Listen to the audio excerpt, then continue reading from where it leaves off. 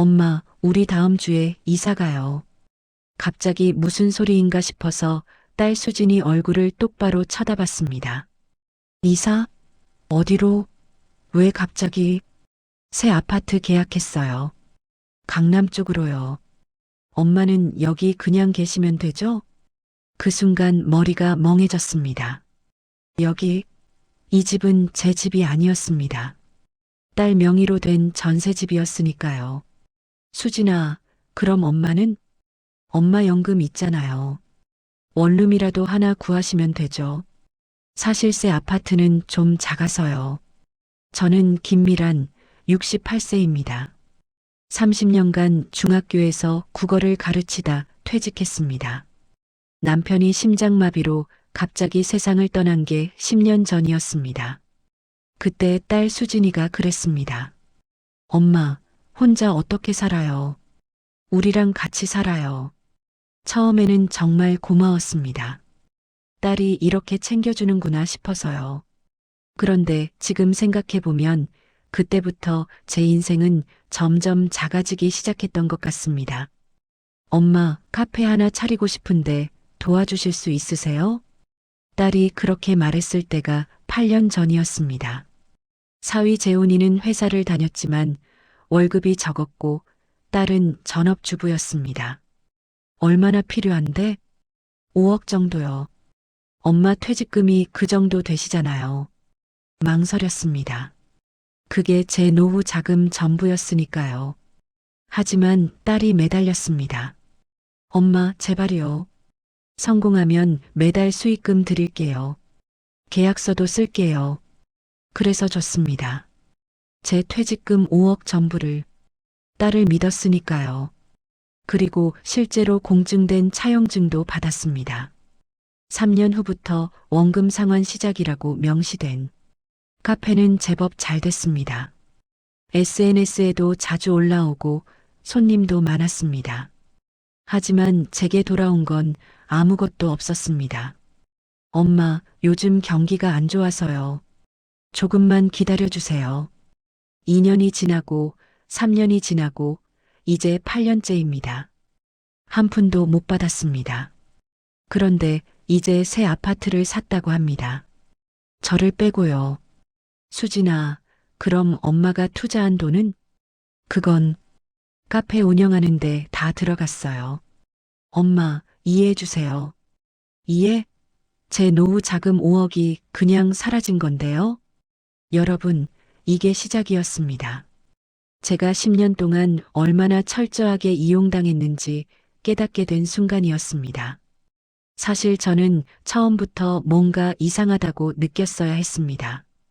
함께 살기 시작한 첫날부터 사위 재훈이가 말했으니까요.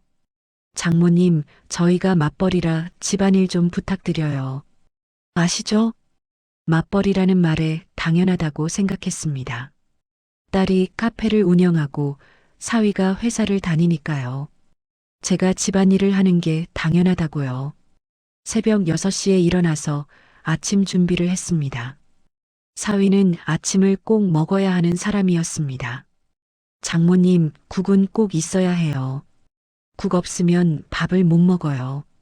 장모님, 밥은 갓 지은 걸로 주세요. 전날 밥은 냄새나서 싫어요. 장모님, 반찬은 최소 5가지는 있어야죠. 마치 호텔 조식 뷔페를 차려놓으라는 것 같았습니다.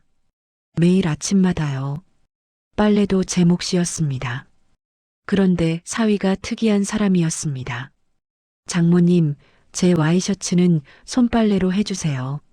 세탁기 돌리면 형태가 망가져요. 장모님, 제 양말은 따로 삶아주세요. 발냄새 때문에요. 한 번은 제 옷과 섞여서 빨래를 했다가 난리가 났습니다. 장모님 옷이랑 같이 빨면 어떡해요? 나이 드신 분들은 냄새가 나잖아요. 그 말을 듣는 순간 가슴이 철렁했습니다. 나이 드신 분들은 냄새가 난다고요? 저는 매일 씻고 향수도 뿌리고 옷도 깨끗하게 입는 사람인데요. 청소도 매일 했습니다. 사위는 청결에 굉장히 민감한 사람이었습니다. 장모님, 화장실 청소는 매일 하셔야죠. 특히 변기는요. 장모님, 바닥은 물걸레로 닦아주세요. 진공 청소기만으로는 깨끗하지 않아요. 장모님, 창문은 일주일에 한 번씩 닦아주세요. 먼지 쌓이는 게 보여요. 제가 30년 교직 생활하면서 받은 스트레스보다 20년이 더 힘들었습니다. 그런데 딸 수진이는 뭘 했을까요? 카페 운영한다고 아침 10시에 나가서 밤 9시에 들어왔습니다. 집안일은 단 한 번도 하지 않았습니다. 엄마가 있는데 제가 뭘 하겠어요. 저는 바깥일로 바쁘다고요. 가끔 제가 책을 읽고 있으면 핀잔을 들었습니다. 엄마, 책은 무슨 책을 읽어요? 설거지나 하세요. 저는 국어교사였습니다. 문학을 사랑했고 젊었을 때는 시도 썼습니다. 하지만 이 집에서는 그런 저를 원하지 않았습니다. 그저 집안일 잘하는 가정부를 원했던 것입니다. 작년 겨울 제가 독감에 걸려 일주일 동안 누워 있었던 적이 있습니다. 39도가 넘는 고열에 온몸이 쑤셨습니다. 그런데 사위가 방문을 벌컥 열더니 말했습니다. 장모님, 아프신 건 알겠는데 저녁은 어떻게 하시려고요? 설마 굶으라는 건 아니시죠? 딸 수진이도 거들었습니다. 엄마, 카페 직원한테 부탁해서 저녁 해달라고 할까요? 근데 그럼 인건비가. 그 순간 깨달았습니다. 아, 내가 이 집에서 가족이 아니라 무급 가정부였구나. 더 충격적이었던 건 몇 달 전이었습니다. 제가 우연히 딸과 사위의 대화를 엿듣게 됐습니다. 여보, 장모님 때문에 우리 생활이 너무 답답해. 친구들도 못 부르겠고. 맞아. 엄마 안 계시면 우리 훨씬 자유로울 텐데. 새 아파트 계약할 때 엄마는 빼자. 솔직히 이제 필요 없잖아. 그래도 돈은 받았는데. 그건 그거고 이건 이거지. 연금 있으시니까 혼자서도 사실 거야. 그 대화를 듣는 순간 온몸이 얼어붙었습니다. 10년 동안 제가 뭘 한 건지, 대체 왜 이렇게 살았는지 후회가 밀려왔습니다. 그날 밤 잠이 오지 않았습니다. 새벽까지 뒤척이다가 문득 생각이 났습니다. 8년 전 딸에게 돈을 빌려줄 때 작성한 차용증이요. 어디 뒀더라? 기억을 더듬어 보니 제 방 서랍 깊숙한 곳에 넣어뒀던 것 같았습니다. 조용히 일어나 서랍을 뒤졌습니다. 오래된 서류들 사이에서 겉봉투가 나왔습니다. 차용증. 손이 떨렸습니다. 8년 만에 다시 보는 서류였으니까요. 내용을 확인했습니다. 차용 금액 5억 원. 차용일자 2016년 3월 15일. 상환 시작 2019년 3월 15일부터 매월 1,000만 원씩 상환. 이자 연 3%. 공증일자 2016년 3월 20일. 계산을 해봤습니다. 2019년부터 상환이 시작됐어야 했습니다. 지금은 2024년입니다. 5년이 지났습니다. 원금만 해도 6억 원이었습니다. 이자까지 포함하면 더 많았습니다. 그런데 한 푼도 못 받았습니다. 더 중요한 건 이 차용증이 공증된 서류라는 점이었습니다. 법적 효력이 있다는 의미였습니다. 다음 날 아침 저는 용기를 내서 딸에게 물어봤습니다. 수진아, 8년 전에 엄마가 카페 자금 빌려줬잖니. 그거 언제 갚을 생각이니? 딸이 짜증스럽게 대답했습니다. 엄마, 지금 그런 얘기예요? 아침부터 기분 잡치네. 아니, 공증된 차용증도 있고 약속도 했잖니. 엄마, 그게 지금 중요해요? 제가 얼마나 힘들게 카페 운영하는데. 사위 재훈이가 거들었습니다. 장모님, 가족끼리 그렇게 계산적으로 사시면 안 되죠. 돈이 그렇게 중요해요? 제 퇴직금 5억이 중요하지 않다고요? 재훈 씨, 이건 가족 간의 문제가 아니라 약속의 문제예요. 법적으로도 효력이 있는 차용증이 있어요. 그러자 딸이 버럭 소리를 질렀습니다. 엄마, 그럼 뭐 어쩔 건데요? 소송할 거예요? 친딸한테? 돈 그렇게 중요하면 혼자 사세요. 저희랑 같이 살지 말고. 그 말을 듣는 순간 뭔가 확실해졌습니다. 아, 이 사람들은 처음부터 내 돈만 노렸구나. 10년 동안 무급 가정부로 부려먹고 돈도 안 갚고 이제는 새 아파트로 이사 가면서 저를 버리는 거였습니다. 그날 점심 저는 오랜만에 밖으로 나갔습니다. 문학 동호회 모임이 있는 날이었거든요. 사실 몇 달 만에 나가는 거였습니다. 집안일 때문에 자주 못 나갔으니까요. 카페에 들어서니 친구들이 반겼습니다. 미란아, 오랜만이다. 어디 아팠어? 아니야, 그냥 바빴어. 친구 경숙이가 제 얼굴을 보더니 걱정스럽게 물었습니다. 미란아, 너 많이 늙었다. 무슨 일 있어? 그 말에 눈물이 핑 돌았습니다. 경수가, 나, 결국 모든 걸 털어놨습니다. 10년간의 생활, 5억 원 투자, 차용증, 새 아파트 이야기까지 친구들이 분노했습니다. 미란아, 그게 말이 돼? 내 돈으로 카페 차렸으면서 한 푼도 안 갚아? 차용증이 있으면 법적 조치 가능해. 당장 변호사 찾아가 봐. 10년 동안 공짜 가정부로 부려먹고 이제 버린다고? 이건 너무하잖아. 그때 한 친구가 말했습니다. 미란아, 혹시 정민이 기억나? 내가 예전에 가르쳤던 제자. 정민이? 아, 그 똑똑하던 애? 응, 지금 변호사야. 가사 전문 변호사로 유명해. 내가 연락처 줄게. 그렇게 저는 옛 제자를 만나게 됐습니다. 이틀 후, 저는 변호사 사무실에 있었습니다. 선생님, 정민이가 반갑게 맞아줬습니다.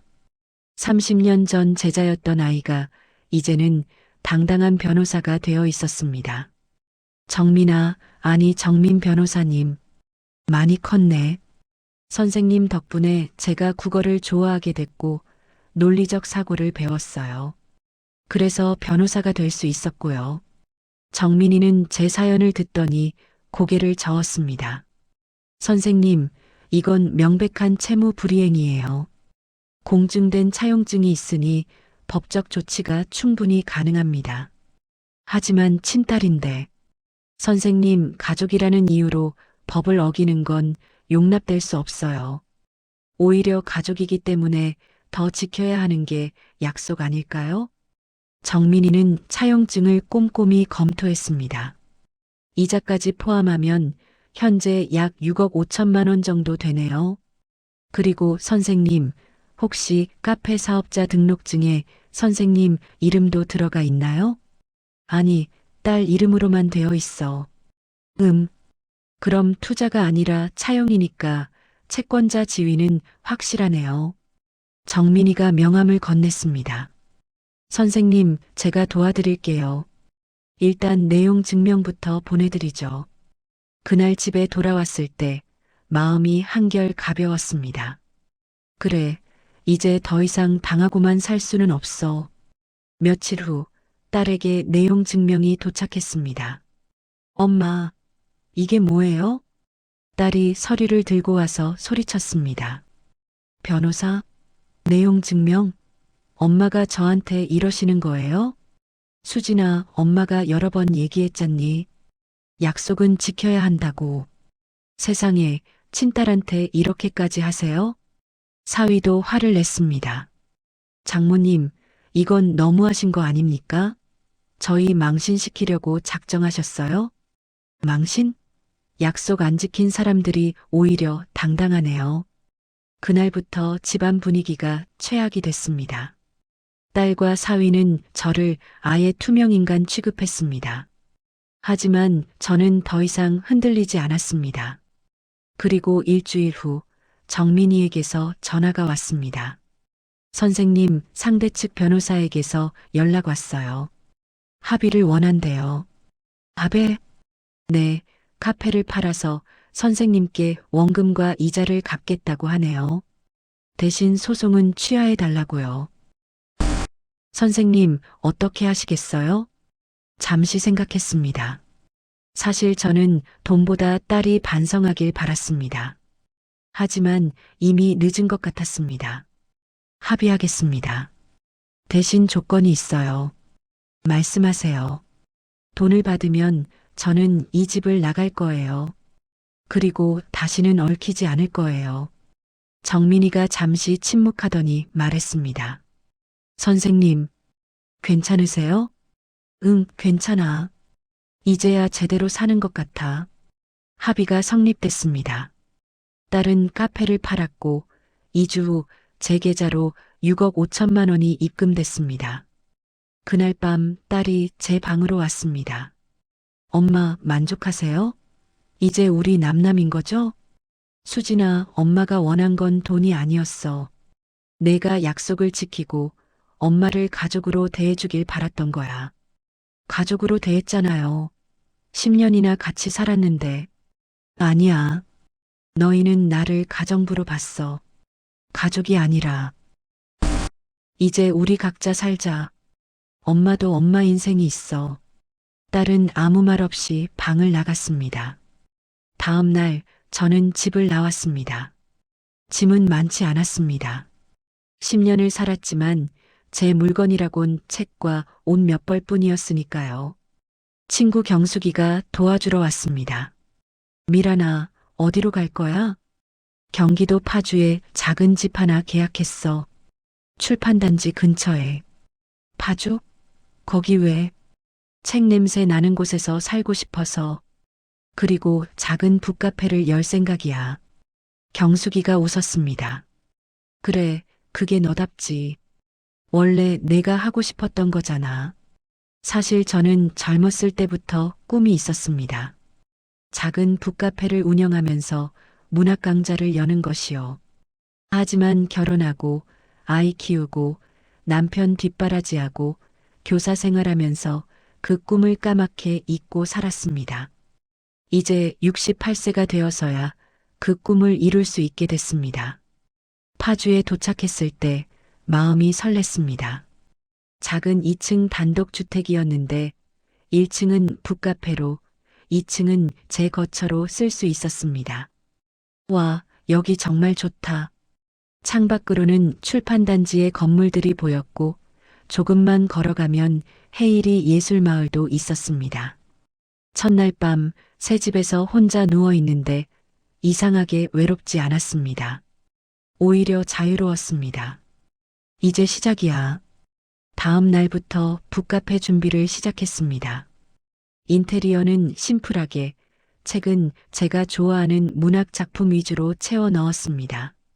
한쪽 벽면에는 작은 무대를 만들었습니다. 문학 강좌나 시 낭송회를 할 수 있도록요. 미란쌤, 문을 열고 들어온 사람은 옛 동료 교사였습니다. 선아야, 소식 듣고 달려왔지. 북카페 오픈한다며? 응, 다음 주에 오픈해. 대박. 나도 퇴직하면 이런 거 하고 싶었는데. 미란쌤이 먼저 하네. 선아가 주변을 둘러보더니 감탄했습니다. 여기 분위기 완전 좋다. 나도 자주 올게. 아, 그리고 우리 동호회 모임도 여기서 하자. 좋지. 일주일 후 드디어 미란의 북카페가 오픈했습니다. 첫날부터 손님이 꽤 많이 왔습니다. 대부분 문학을 좋아하는 중장년층 분들이었습니다. 사장님, 여기 분위기 너무 좋아요. 책도 제 취향이고요. 감사합니다. 천천히 구경하세요. 오픈한 지 한 달 후 저는 문학 강좌를 시작했습니다. 중년을 위한 시쓰기 교실. 첫 수업에 10명이 신청했습니다. 안녕하세요. 저는 30년간 국어교사를 했던 김미란입니다. 오늘부터 여러분과 함께 시를 쓰는 시간을 가져보려고 해요. 수강생 중 한 분이 말했습니다. 선생님, 저는 평생 남편과 자식 뒷바라지만 하다가 이제야 제 시간을 갖게 됐어요. 뭔가 제 이야기를 글로 쓰고 싶어서 왔습니다. 다른 분도 거들었습니다. 저도요. 환갑이 넘어서야 처음으로 제가 하고 싶은 걸 하게 됐어요. 그 말을 듣는 순간 가슴이 뜨거워졌습니다. 아, 나만 그런 게 아니었구나. 그날 수업이 끝나고 저는 홍계석제 방에 올라와 오랜만에 시를 한 편 썼습니다. 68세의 봄, 늦었다고 생각했던 그 순간이 가장 이른 시작이었다. 남을 위해 살았던 68년이 헛되지 않았던 건 이제야 나를 위해 살 수 있는 용기를 배웠기 때문이다. 봄은 언제나 온다. 68세의 봄도 이렇게 찾아왔다. 시를 다 쓰고 나니 눈물이 났습니다. 행복한 눈물이었습니다. 북카페를 연 지 3개월이 지났을 때였습니다. 어느 날 오후 문이 열리는 소리가 들렸습니다. 어서 오세요. 고개를 들었을 때 그곳에 서 있는 사람을 보고 깜짝 놀랐습니다. 수진아? 딸이었습니다. 혼자였습니다. 엄마. 딸의 얼굴은 많이 야위어 있었습니다. 눈도 퉁퉁 붓고요. 여기 앉아. 저는 딸에게 따뜻한 차를 내왔습니다. 한참 동안 침묵이 흘렀습니다. 엄마, 저 이혼했어요. 뭐? 재훈이가 다른 여자 만났대요. 새 아파트 산 것도 사실 그 여자랑 살려고 산 거였어요. 딸이 울기 시작했습니다. 엄마가 나갔다고 좋아했어요. 이제 방해물이 없어졌다고. 그리고 한 달 뒤에 이혼하자고 했어요. 엄마, 제가 정말 바보였어요. 돈도 남편도 다 잃었어요. 그리고 가장 소중한 엄마까지. 저는 복잡한 감정이 들었습니다. 한편으로는 안쓰럽고 한편으로는 그래서 이제 엄마가 필요해진 거니? 라는 생각도 들었습니다. 수진아, 네 엄마. 엄마는 더 이상 내 뒷바라지를 해줄 수 없어. 딸이 고개를 들었습니다. 엄마가 나쁜 엄마라고 생각할 수도 있어.